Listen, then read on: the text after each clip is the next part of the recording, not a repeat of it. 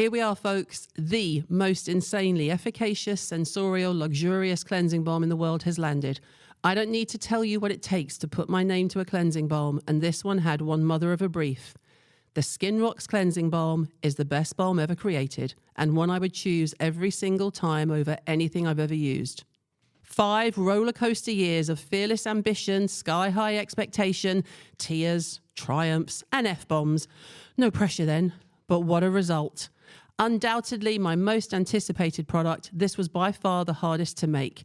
The texture and crunch that took 4 years to perfect, its ability to decimate literally everything on your face, the R in a jar scent, the paperweight heavy hot pink glass. I mean, literally everything I adore in a cleanser has been distilled into one glorious jar, and it is absolutely spectacular. Transforming from a solid balm to a rich replenishing oil, this barrier nourishing balm is formulated with the same innovative lipid advanced complex as the support oil to deliver supreme skin barrier support and help improve skin firmness, elasticity and hydration. There is simply nothing like it.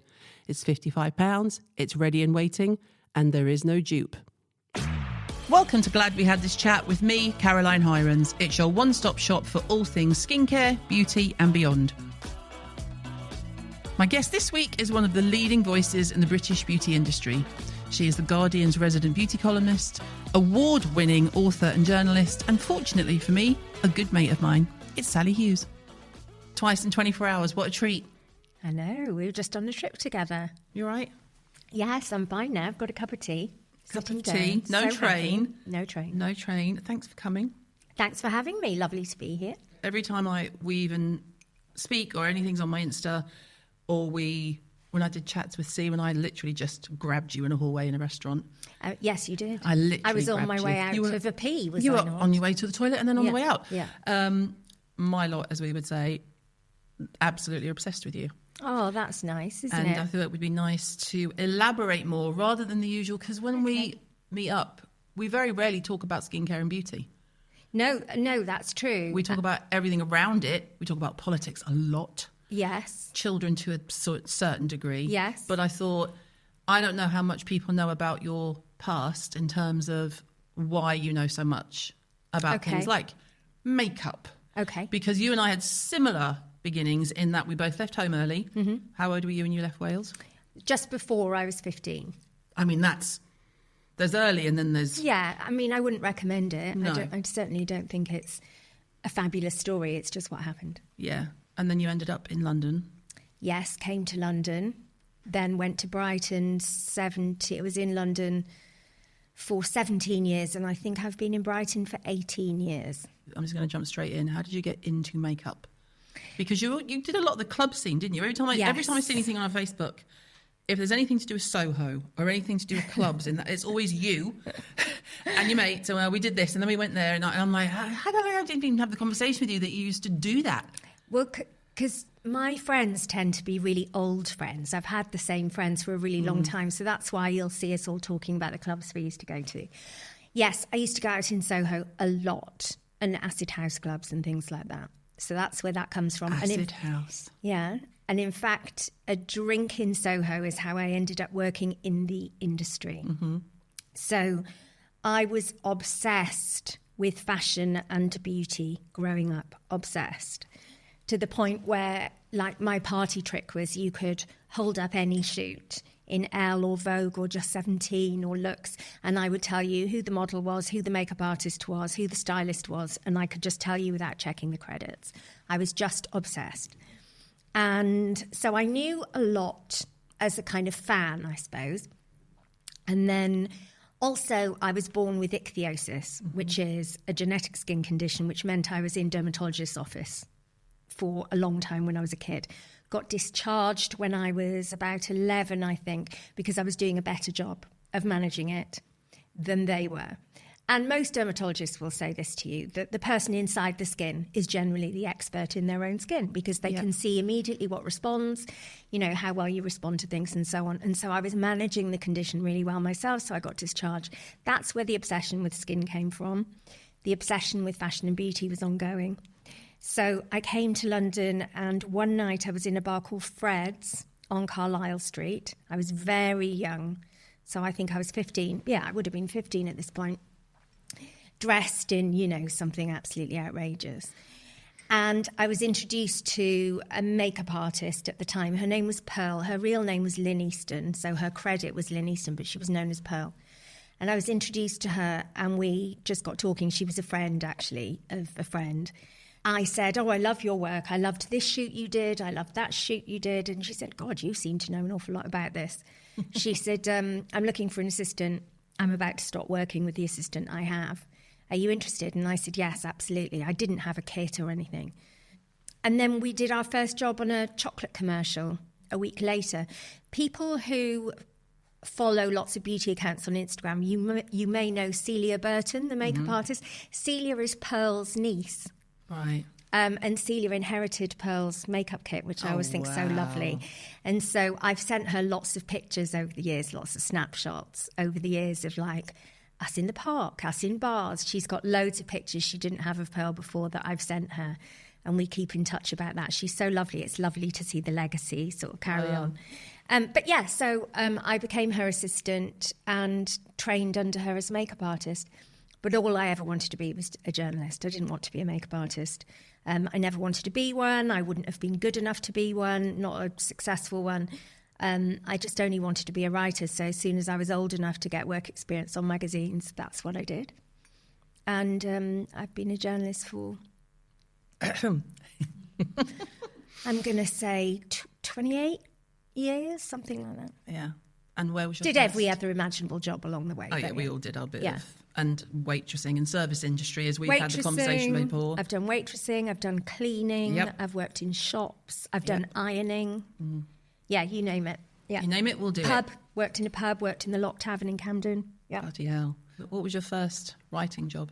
My first writing job was a film review of the film Drop Dead Fred, starring Rick Mayall. God. I mean, that's some while ago. I didn't get paid. But it was the first time I wrote something that appeared in print, I think. Yeah. And where did you go from there? So I did loads of work experience over the years. You never got paid for work experience, so I always had to work at the same time. So I did work experience on loads of magazines, worked on Take a Break, worked on Looks magazine, worked on so many mags, worked on Woman's Journal, which no longer exists. I mean, none of these magazines really exist except Take a Break. And then I finally got my break. I became the fashion writer at Loaded. Actually, I didn't. That's not true. I became the fashion assistant at Loaded. And I went to the editor and said, you should have a fashion news section. There's no writing about fashion. There's only pictures. And so they gave that to me. And then after a few months of that, I don't know, maybe 3, I went back to the editor and said, you don't have a grooming section. You could probably sell quite a lot of advertising if you had a grooming section. So he said, do you want to do that? I said, yeah. So I went away and I did that. And How old are you at this point? I think this would have been 97, 98, thereabout. And so I did that. So I then wrote those 2 sections. And then while I was writing those sections, I won my first Jasmine Award for a piece about fragrance. And when I was at the awards ceremony, lots of editors came up to me and said, we really like that piece. Can you freelance? Would you like to write something for us? And so then I started writing for Marie Claire Health and Beauty, Attitude magazine, those sorts of magazines. And that was it then. I was kind of off and running. What was the piece that you won your Jasmine Award for? It was the first time I won it, because I won another one the next year. I'm trying to remember which way round they were. The first one I won it for, I think, was a piece about the fragrances that elegant men wear. And it was a really long piece. It was like 2,500 words or 2,000 words, a really long piece. And I remember feeling quite proud of it at the time. I dread to think how bad it is. If I went back and read it now, it's probably awful. But I was quite proud of it at the time. And for some reason, I just had the guts to enter it, and it won. And then off the back of that, I got loads of work, and then I never stopped working. I feel very lucky to be in that generation of journalists, because it's very, very hard for the new generation of journalists to only do journalism. Yeah, they've also got to be content creators, influencers. And do part-time jobs and everything. Although I did stay at the Gap I was the weekend manager at Whiteley's Gap Kids for the first probably year I was a working journalist. I very much enjoy your Gap stories on Facebook. They are very entertaining. I kept working there because, and people thought this was so crazy, but my dream was to become a journalist. And when I got a job as a journalist, I just couldn't say goodbye to my team and my friends at Gap. We were so close. We're still so close. Is that where you met? The boys, yeah. Boys. Yeah, so my best friends, among my best friends, are a group of boys I used to work with at the Gap.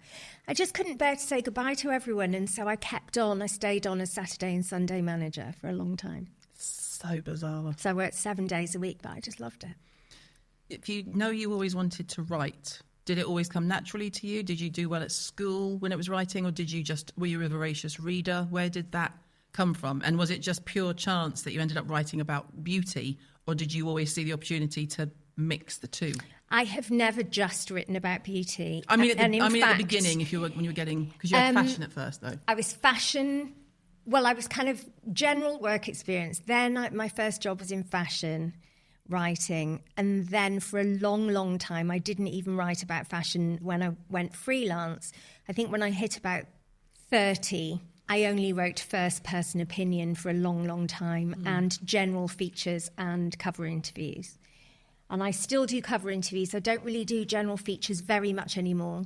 But I came back to beauty later on. I'd always done bits and pieces, but I was mainly a kind of straight journalist, as you'd call it, kind of women's lifestyle stuff. And then I came back to it. I used to write lots of features for the family section on The Guardian and for the comments section of The Guardian. So that's how I started working at The Guardian. I didn't write beauty for them in the beginning. But yeah, I love beauty and I love fashion, and I'll always talk about those things, but I'd go a bit mad if I couldn't talk about anything else. But did you enjoy it when you were younger? You say you always knew you wanted to be a journalist.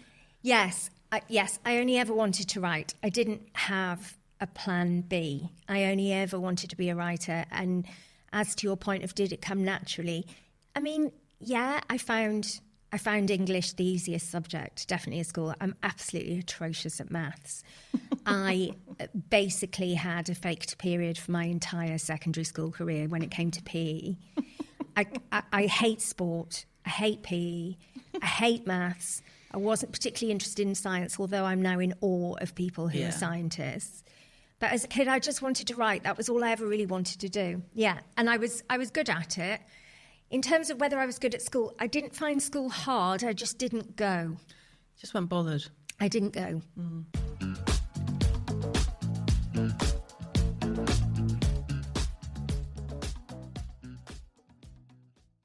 Strap yourselves in, people. I'm going on tour for the first time ever, and I'm so here for it, bringing our wild and wonderful Glad We Had This Chat podcast to a venue near you.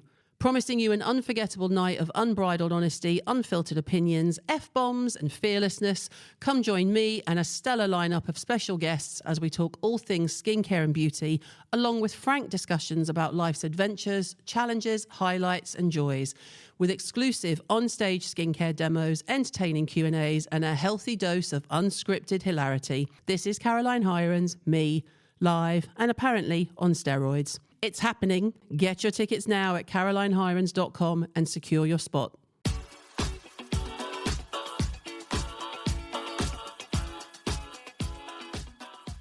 When did you get approached, or did you pitch for the iconic? See where I'm going here. Pretty Honest and Pretty Iconic. God, I mean, that was such a mad period of my life. So, and we saw each other quite a lot in that phase, and you were like crazy busy. Yeah. It was like, it seemed for a while, it was like whirlwind around you. Yeah, that was a crazy period. So lots of things were happening for me personally. So I was approached by an agent called Curtis Brown and to write a novel. They had read, my non-beauty writing, a lot of it over the years, and they approached me and said, would I be interested in writing a novel? So I was about 40,000 words into this novel, and I began to get divorced. And I had absolutely no money, and I had to pay for this divorce. For various long and personal reasons, I had no money. Mm-hmm. So I thought maybe if I write a book about beauty, maybe I could make some money to pay for my divorce. And I approached my agents, and they said, no, no, I think you should carry on with the novel. So that slightly went off the boil. Then one night I was at Gizzy Erskine had a dinner party for a cookbook she had coming out, and her publisher came up to me at the dinner and said, have you considered writing a beauty book? And I said, well, yes, I have, but my agent's not keen on the idea. And she said, I'd be really interested in buying it if you did. So I switched agents. And one way to do it. Okay, then. I went to a different agent, who's still my agent, and she said, I think there's something in this. And I said, well, Gizzy's publisher wants it. And she said, no, I think we should send it out more widely. So she said, write a proposal. So I wrote a 3-page proposal, I think it was, of Pretty Honest, of what became Pretty Honest. Actually, it was pretty faithful to the book we ended up with. And she sent it out, and lots of people wanted it, luckily. And so I went with Fourth Estate. So that was my first book. And then my second book, so yes, it was entirely my idea, but with some encouragement from a publisher. And then my second book, so I've written 4 in total, as well as a bit of ghostwriting here and there. My second book, Pretty Iconic, was a book I wanted to read. It was a book I wanted to buy for myself.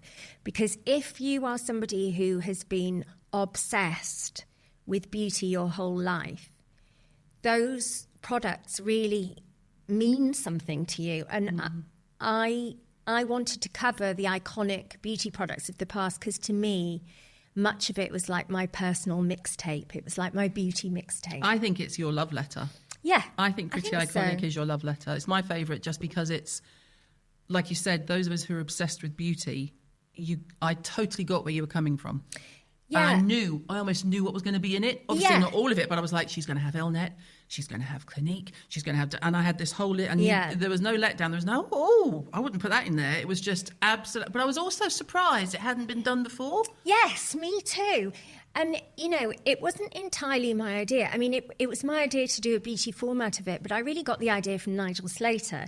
And Nigel Slater has been really encouraging of me. Nigel Slater's the reason that I joined Fourth Estate, which is his publisher. And he's a phenomenal writer. He's a phenomenal writer. I read his books like novels. Absolutely, so do I. He's a phenomenal writer and he's a really lovely man.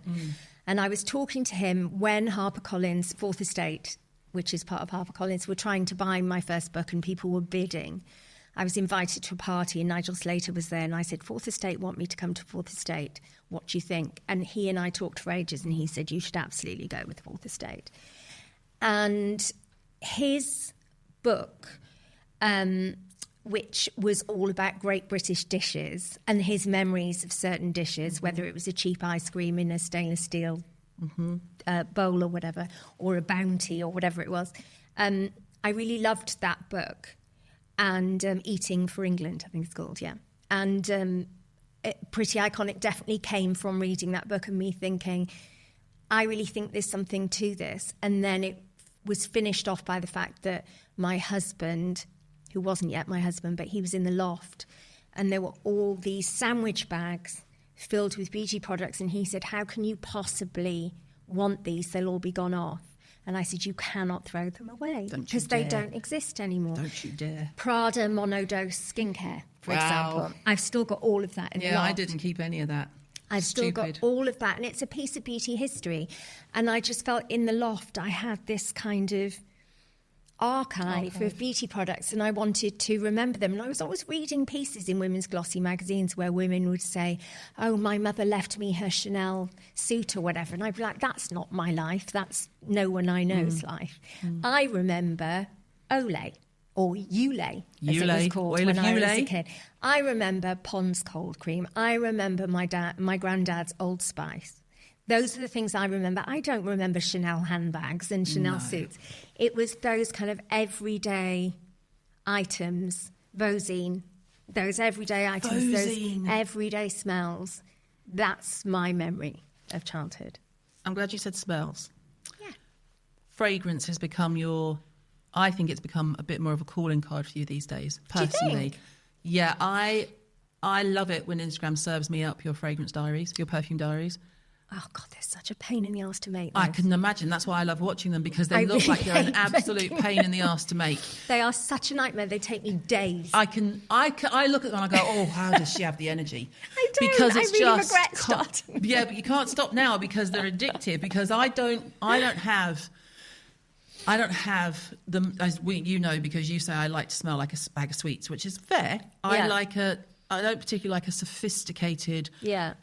But I do now. I'm older. I do, and actually now that I'm postmenopausal, my nose is much better. I think I was so sensitized to fragrance when I was going through the menopause that things would just give me a migraine or make me feel nauseous. Yeah, and lots of people's sense of smell changed during COVID as well. I think that's changed a lot. And I don't have that now. Now I'm like, oh, that smells amazing, But I think the work you do around fragrance and the way you talk around fragrance, to me, it's astounding in the most impressive way for someone who, it's not like you're a classically trained nose. No.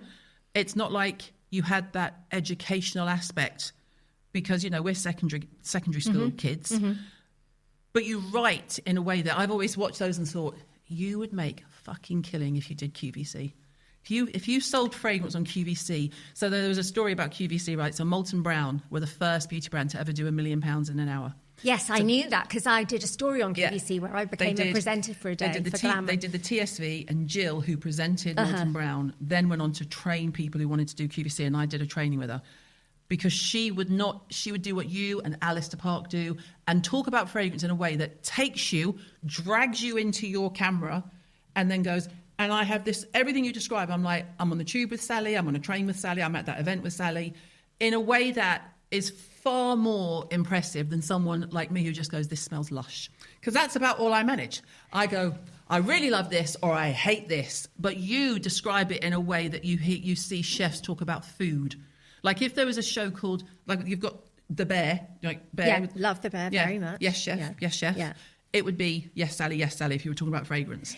I think here's the thing about fragrance. So I absolutely love fragrance, and you need to love it. I don't think you need to know about it. You need to love it, because the joy of fragrance is you're never wrong. You can't be wrong. You can't be wrong. You're not wrong. It's like musical taste. Yeah, you're not wrong. I'm not wrong. If it touches you, if it makes you feel something, you're right. If you can smell coconut and I can't, you're not wrong. You can just smell coconut, right? So that's the beauty of fragrance. It is absolutely free. Just say what you smell. But here's the thing about fragrance. Most beauty journalists hate writing about fragrance. Because they're not good enough. Well, it's hard. It's really hard. And you have to be able to do it. And it doesn't mean anyone is better or worse, but you just have to connect with it in order to be able to write about it. And lots of journalists hate writing about it because they don't connect with it. I love it. I have always loved it. And also, I like the hardness of it. I like how difficult it is. So at the beginning of my career, I did a course with Roger Dove. Oh, wow. Who at that time, I went to interview him. I was captivated by our conversation. I wrote up the interview and he said, if you want, I'm doing a fragrance appreciation course. It was only like 2 days, or maybe even it was 1 day. It was a very short course anyway. We'll link to Roger below, don't worry. Yeah.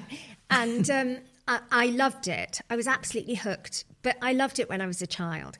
And I think if you love it, and if you are able to write, or if you're able to talk, then you can write and talk about fragrance.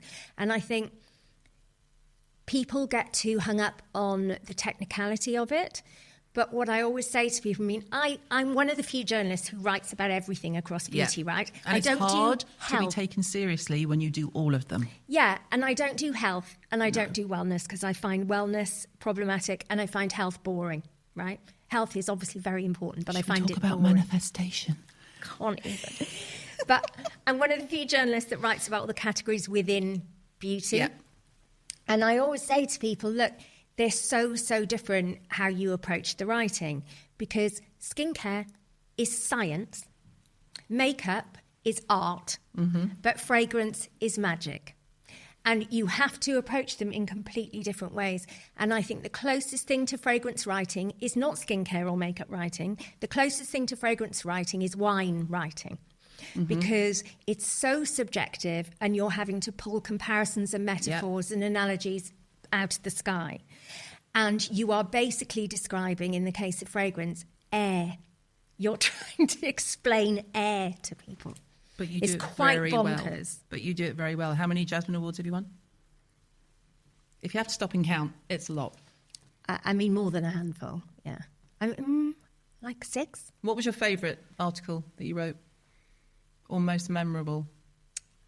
Ooh, Because we'll dig it out and put a link in. I won one year for a piece I wrote for Stylist, which was a love letter to Number 5. Mm-hmm.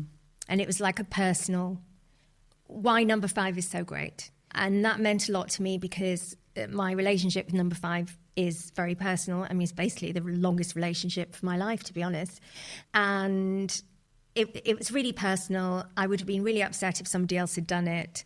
And it won. So, yeah, that meant a lot to me. So you were like, tick. Yeah.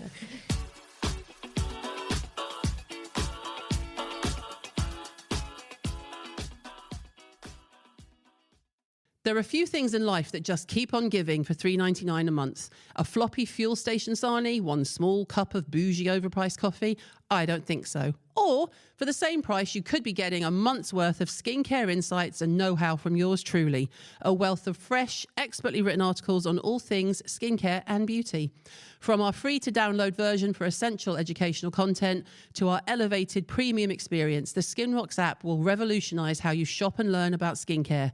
Whether you're a novice building your first routine, an aficionado wanting deep scientific expertise, or someone looking for the inside scoop on beauty newness, it's all in one pocket-friendly place on the Skin Rocks app. With simple-to-use functions that let you filter for your personal profile, save your favourite content, and explore a vast product library with ease, it's no wonder it's called the Google of skincare. Unlock a world of incredible premium content for just $3.99 a month, $34.99 a year, or get a special discount via the podcast with code CHPOD to get £10 off your annual subscription.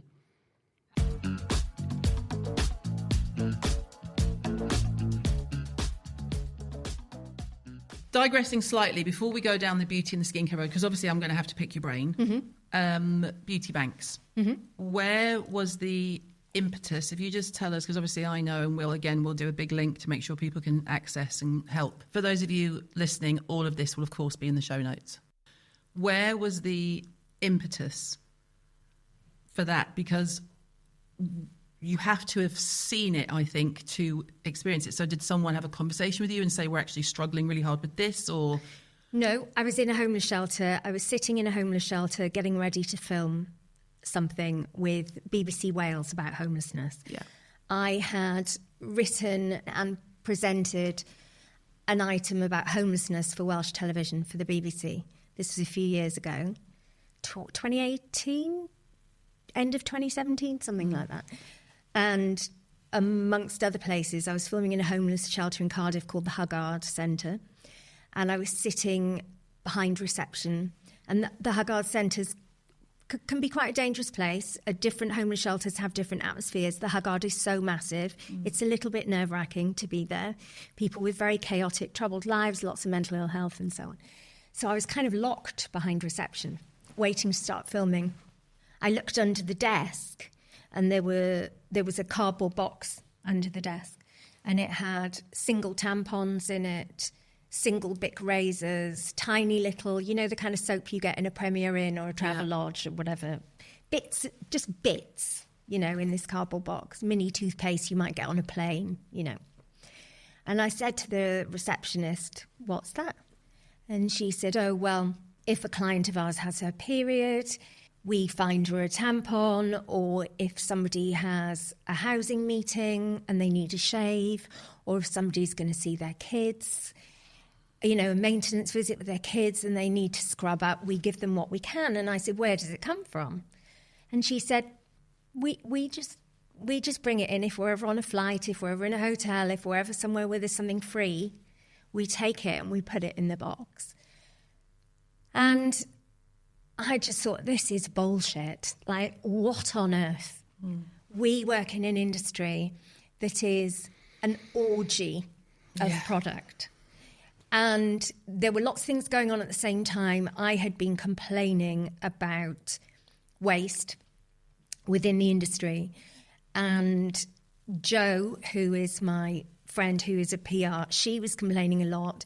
And there were lots of things happening politically. We'd been declared to be in a poverty crisis, or we were on our way to being in this country.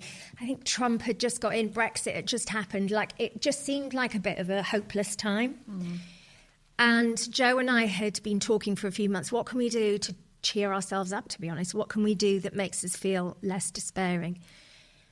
And so I texted her, I took a picture of the box, and I texted her from the Huggard and said, this is bullshit. I mean, we must be able to do something about this.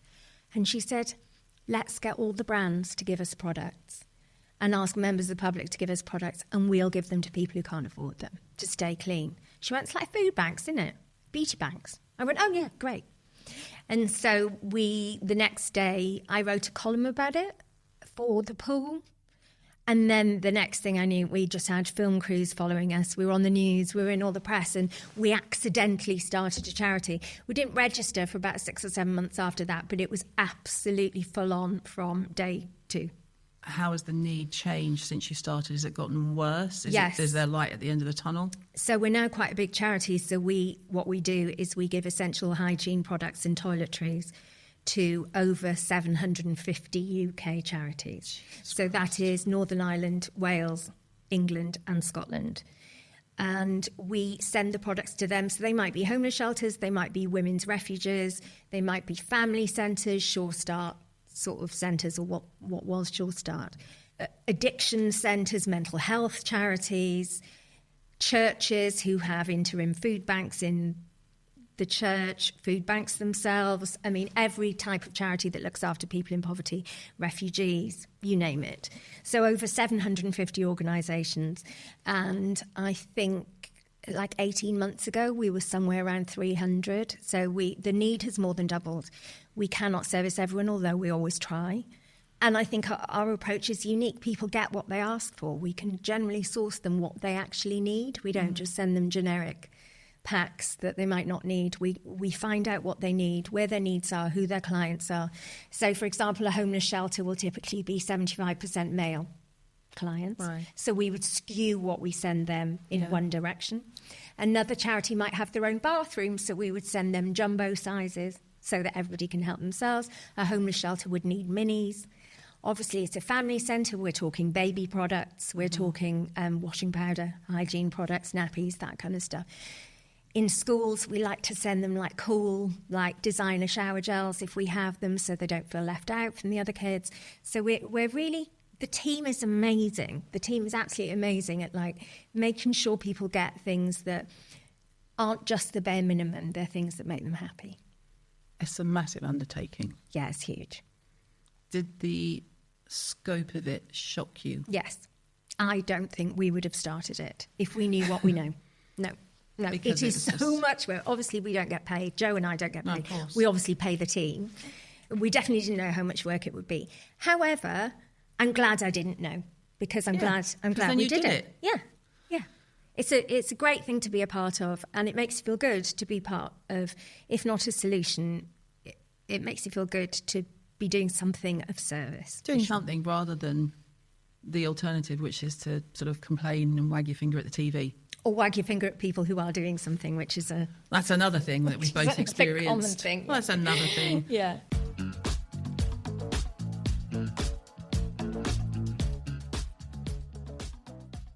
Digressing and going back slightly, what is your earliest memory of beauty in terms of, like I've said before, my earliest ones are like my mum and my grandmother taking their makeup off at night, and then when my mum would leave the house, especially on like a winter's night, and the fragrance would just the coldness and the crispness of fragrance. Is there a word for? Because I know there's a word for the smell of the grass after the rain has dropped. Petrichor. But is there like a perfume core that we could adapt? Because it's so strong in me that when I come in from work, when I come into the house and it's been cold, and I feel my perfume kind of coming with me, I have a moment of. It's one of those things where probably Scandinavians have got about 18 words for it. They probably have. But not as far as I know. Maybe one of your listeners will correct me, and I would love to know if I'm wrong. I remember my first beauty memories for sure. My mother didn't live with us, but my grandmother, I spent a huge amount of time with my grandmother, and my grandmother was always impeccably turned out. Mm-hmm. And my memory is of all working class women in South Wales looked amazing. Same as Liverpool. Yeah. So they always had their hair done, you know, and it would be so cheap to get your hair done. It'd be like £1.50 or something to go and get your hair set. They always had their hair done. She always had her makeup on, and I would sit on her bed and she would sit at her dressing table and she'd put on her makeup. It was always cheap, you know, makeup, like a number 7 lipstick or whatever, which in those days was pennies. And I would watch her put her makeup on, and from being a very tiny girl, because I lived with my dad and only brothers, I was so enchanted by the femininity of it, I suppose. And we wouldn't go anywhere. We wouldn't go anywhere until she had her face on. And I remember saying to her, she was putting on this bright pink lipstick one morning, and we were just going on the bus for meat from the market in Blackwood. And I said, why do you wear makeup? I don't know how old I was, maybe 5 or 6. I said, why do you wear makeup? And she said, because if I've got my makeup on, we're always ready to go on an adventure. Aww. And I just thought that was so... I completely understood it. Yeah. How old are you at that point? We never went on an adventure. We just went for meat from the market, but it didn't really matter. But it was an adventure because you were with your exactly your nan, and they were... And I just remember sitting on the bus, and on the way home she would retouch her nose with a powder compact, and that smell of airborne face powder on the bus. Just gorgeous. Max Factor, absolutely gorgeous. Max Factor cream puff inside a Stratton compact that she got given when she became a guide captain in the guides. Wow. She got given this present, and it was so valuable. I think they were about £8. They were really expensive. And she had this Max Factor cream puff inside, and that smell of Max Factor cream puff in the air is just intoxicating. What was the first product you remember buying? Beauty? A Body Shop. Well, I probably bought something from Constance Carroll from Superdrug. We had Superdrug before anybody else. I'm not even sure it was the same Superdrug, but anyway, there was one in Blackwood. They would have really cheap lip glosses from Constance Carroll. Maybe I had one of those, but the first one I really thought about and really, really wanted, I think would have been a Body Shop Morello Cherry Lip Balm. Wow. Or some Bath Pearls. Bath Pearls, Dewberry and White Musk of the 80s. Dewberry didn't exist then, but White Musk did. It would have been something from the Body Shop probably. And then the first luxury beauty product I ever bought, I remember it like it was yesterday.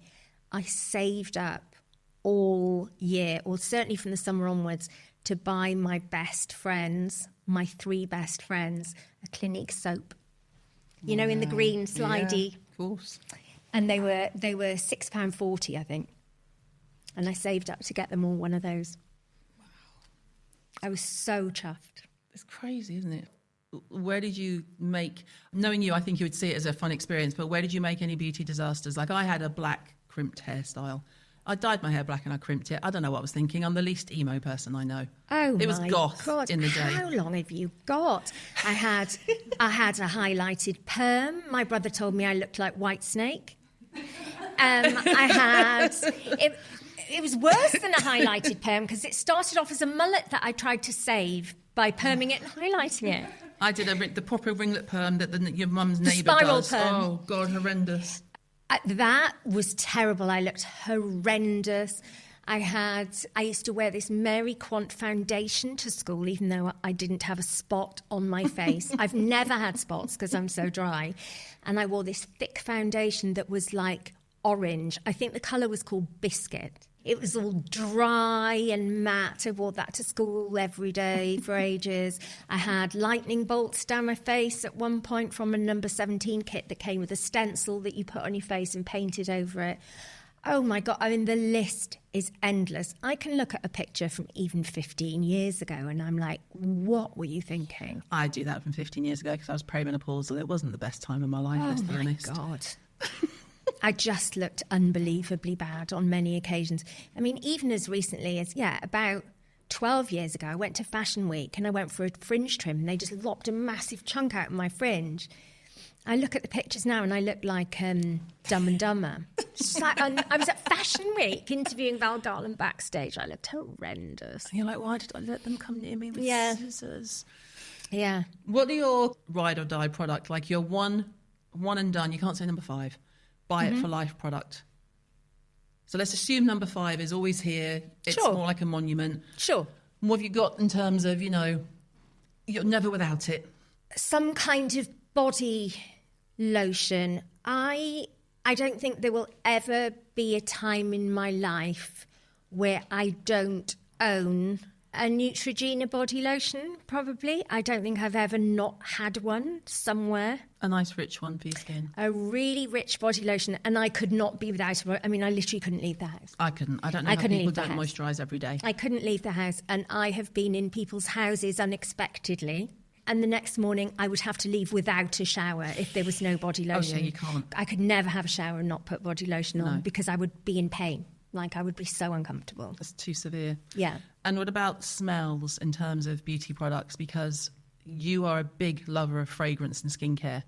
I do love. I mean, I love a not in fragrance everything. and I skincare. need it in a cleanser Oh, yeah, and a moisturiser. I like that. and a moisturiser. I'm not bothered about serum. No, I don't treatments need are it. different. That's what we did with the Skin Rocks. We did, you can have fragrance-free or fragrance and cleanser and moisturisers, but the treatments are fragrance-free just so we can get on with the job here. This is how I feel, But basically. you want I'm not. what's your favourite smell? Of you're gonna a pick beauty product? Yeah, if you were going to pick a product. Oh, that's such a good question. Because, I mean, my mind, I want to tell you what my mind goes to because I don't want to influence your answer. Okay, so I love the smell of Johnson's baby lotion. Memories. Pink. My a family friend, Nana, she wasn't my grandmother, but we called her Nana. She used to ice me after a bath like a cake with Johnson's baby lotion, like a tubing bag. I used to lie in front of the fire and she would ice me like a cake. That smell, amazing. I also really love I don't use it, but that very medicinal smell of Evil On Cleanser. Yes, I love that smell. That smell. And the rescue mask. Yeah.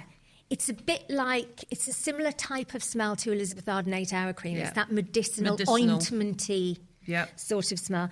I love that smell. I love the smell of Nivea creme in the blue. Blue pot. Yeah, love that smell. I love the smell of very cheap Apple shampoo.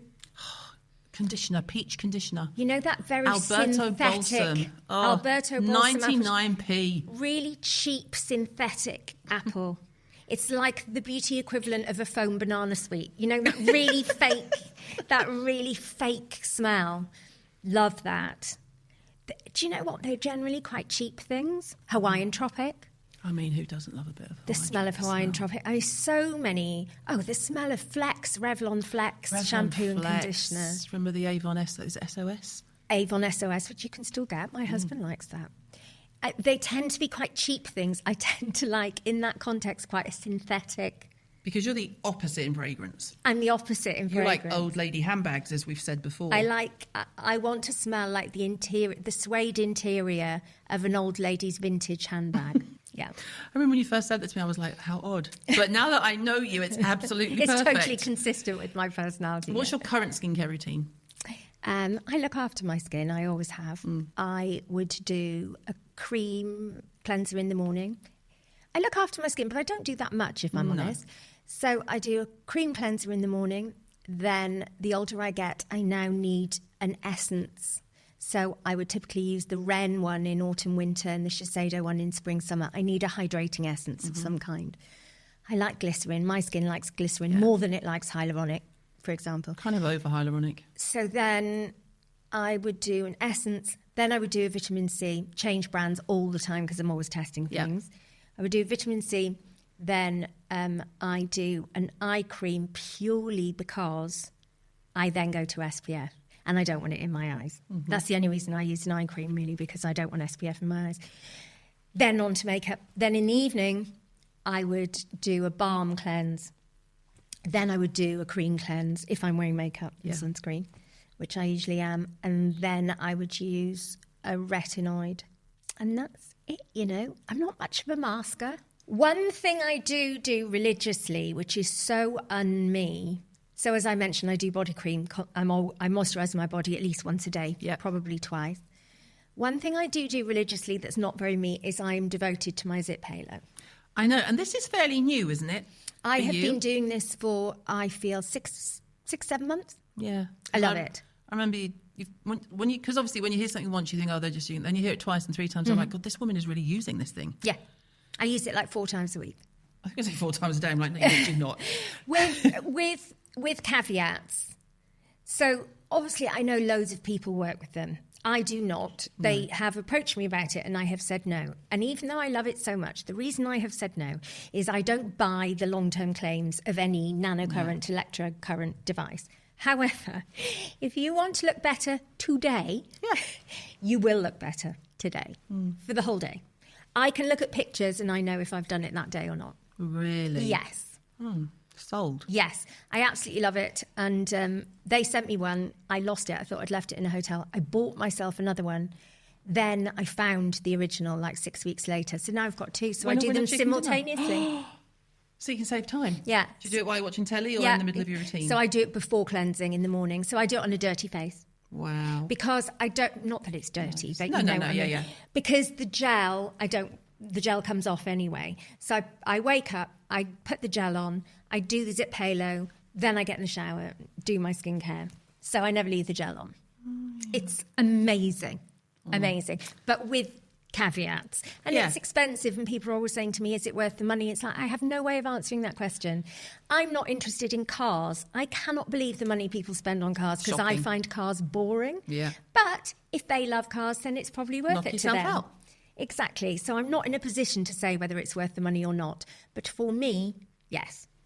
And the caveat would be you do have to use them regularly for them to work. Well, they work on the day you use them. Yeah. If you think they're going to start producing collagen, I personally would say no, they won't. Yeah. Okay, so we'll finishing around beauty, bearing in mind all the things you've said, how much you love, your bathroom cabinet's on fire. Mm-hmm. Your kids are safe, everything's safe. It's a completely superficial question. Mm-hmm. The bathroom cabinet is pretending to be on fire. Mm-hmm. What are you rescuing? What are you going to think, I cannot be without this? I would take my perfume collection because it's the hardest to replace. How many are in there? Tell the truth, Sali Hughes. 250 bottles. Where are they all? I've got a dedicated cupboard for them. So we're in the bathroom. Okay, we're in the bathroom. I don't keep them in the bathroom because that's not good for them. Too hot, yeah. Okay, we're in the bathroom. But I will let you have your fragrance collection. I would never take that away from you. Okay, we're in the bathroom. What am I grabbing? What's the most important thing? I literally can't get to the end of the street without a body moisturiser. Fair. I'm the same. If it's second nature. I would put that on before I think of eating. I cannot go anywhere for any length of time without a body moisturiser. I would be like, I feel tight in my body. Yeah, like, what's your favourite Luxe one? That's a great question because typically if you're very dry-skinned, the posher you go, the crapper they are. They're too rich. They don't absorb nicely. They don't touch the sides. However, unbelievably, I really like the Charlotte Tilbury one, her body cream. It's very good. I'm not typically one for Charlotte Tilbury skincare, but I like the body cream. I really love the Fenty body cream. That's a nice body cream. It's beautiful. I love caveat. Didn't have to purchase it. It was sent to me and I was very, very grateful. But the La Mer body cream. Oh, it's stunning. In the tub. It's stunning. I mean, I would use the word sexual. Yeah. I mean, I love La Mer. Absolutely do not buy it if you have to credit card it. Do not. I love La Mer. I'm here for the lardy, buttery. Yeah. When it came out, I wasn't, but I was on a counter next to it. And I think I carried some of that angst with me of just having to serve it and not make any money. Lancôme does a beautiful Luxe body cream as well. Lancôme, like your old French houses, are typically very good. Nutrix. I love that. My mum's favourite hand cream. Every time I smell that, I am instantly smelling my mum. Back in the day, when I was doing makeup, you used to get Nutrix and you would squeeze some on the kind of quenelle of your hand and you would rub your hands together and you would press them onto your cheekbones. You used to get the best gleam from it. I was gutted when they discontinued Such a beautiful, beautiful product. But yeah, I like, if I'm going to do posh body cream, which is rare to be honest, I'm mainly a cheap Dove kind of gal, Neutrogena sort of gal. But if I'm going to go posh, I want a very kind of lardy. Nice smelly lard.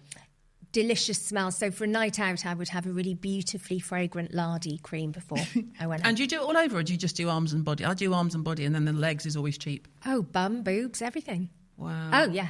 Back. How'd you get it on your back? So I'm just really good at this. I've been doing this for so long. I wrap my arms around me to do where my bra strap should be. I reach up to about just above my bra, then I reach down. But if my husband's there, I just get him to do it and I can carry on watching the telly. But like everything. I would probably do limbs twice. Yeah. And everything else once. That's a big routine. It is, isn't it? It takes longer to do that than my skincare. I'm quite quick with my skincare. The thing about skincare that I do think is really, really important, that people because they're always being sold masks and treatments and things, I just always say to people, you will get a far better result by doing less often than by blitzing things. Mm-hmm. Like doing a mask, if you enjoy doing a mask, have a lovely time with it. Great. Go for it. If that gives you a nice moment for yourself, lovely. But in terms of your skin, it will be happier if you do a little bit of that ingredient every day. Rather than just trying to fix everything at the weekend with one big... And the same goes for product. It's not about how much you spend on product. It's, are you going to use it? Regularly. Twice a day. Are you going to use it? And if you keep on top of things, you will see results. Thank you. So the team are making me do this. I don't want to sound like a wanker, but do you have a burning question for me? I am giving you... Okay. So, does it have to be beauty related? No. This is a question I ask people in interviews quite often that are not beauty related. No. Okay. You are going into a newsagent. Oh, wow, okay. Or a petrol station, your choice. Mm-hmm. And I'm giving you £5. You're not buying petrol. No. So what are you spending your £5 Magazines. on? Okay, so which magazine? I'd buy all of them. I'd look at Hello first to see if there's a big fancy wedding or a new baby. Lovely. I would, Grazia. Grazia, Hello. I mean, I subscribe to all of them, but I get a lot of them through the post. But in a petrol station, I look at the ones where I'm not always a subscriber. Yes. So I'm I'm not always but Grazia, like more of the weeklies. I don't need to buy the newspaper because I subscribe. But I'd be magazines, Fat Coke. Fat Coke, yes, you love a Fat Coke, don't you? Not all the day, not every day. Crisps, chocolate? Ready salted. Walkers? I like a McCoy's, but they've destroyed them. I feel they're a bit stale, McCoy. I opened a packet the other day and they've made the packet this big and there's 4 crisps in it. I was massively offended. Have you seen how small Monster Munch are these days? It's ridiculous. When you're an 80s crisp girl, it's offensive. I would probably do a Tyrrell's Ridged Ready Salted. I don't hold with posh crisps generally. Oh, they're always on like £2 for £2. I'll get the cheap ones. Okay. Get them on board. But yeah, magazines, so you're getting Fat crisps, Coke, Fat Coke, magazines. That's potentially the best question I've ever been asked in my life. Thank you. Thank you, Sali Hughes. Thank you for having me. You can hear much more from our chat this Wednesday in our Listeners' Questions episode, so make sure you tune in. Send your questions for me and my guest to answer to pod@carolinehirons.com. Until then, I'm glad we had this chat. New episodes are available every Monday and Wednesday. Follow or subscribe now on Apple, Spotify, or wherever you get your podcasts. Glad We Had This Chat is produced by Wall to Wall Media.